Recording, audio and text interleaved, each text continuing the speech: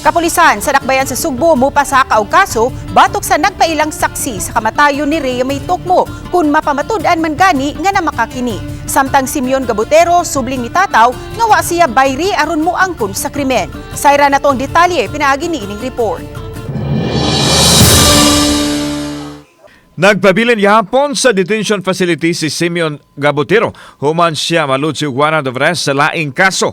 Gagyatubang nini gawa sa kaso ni Rhea May Tokmo. Samtang nagpadayon pa usab ang proseso sa kasong murder gagisang at batok ni Gabutero sa Cebu City Prosecutor's Office. Subling miluwat og pamahayag ang akusado nga siya gyud ang mipatay kang Tokmo.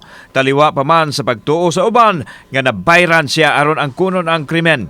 Gibarugan niini nga dili sila kaila ni Jewel Smith ang higala ni Rhea May o gibasol sa pamilya sa biktima nga usa sinudan sa ginangatan nini. Wa ba ka pugsa sa pagpatukuan? Wala man. Ha? Wala gyud pugsa sa pulis wala. Wala.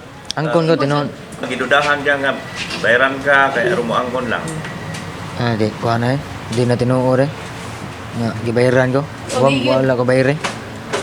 Di mo sa buhaw kung mamayag yun. Basig sa korte mausab na namin. Dili. Ha? Di nang usap. Tugot na gyud na imong hakuan. Final na gyud na. Mao na gina siya.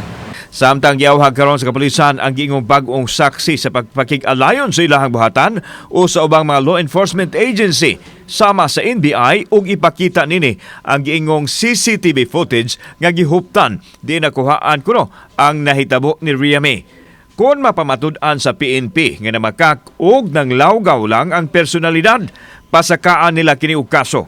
O tinuod ang iyang istorya makatabang man among i-embrace og kuan adto siya sa lain nga kuan agency o wa siya salig namo adto siya sa kuan og matinuod man pero once ma-prove nga dili day tinuod ana mi mo himo og aksyon ani para dili pod sundugon sa ubang tao in the future.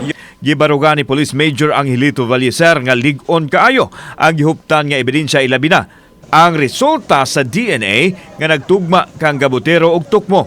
Dili matud pa matarog ang forensic science-based evidence nga ilang gihuptan batok sa mga hearsay information.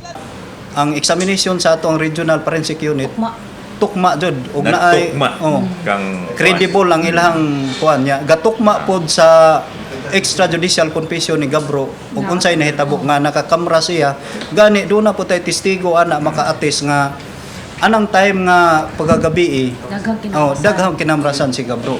Si Rhea May Tokmo napalgang patay ni atong Hulyo 17 sa barangay Tisa, Cebu City.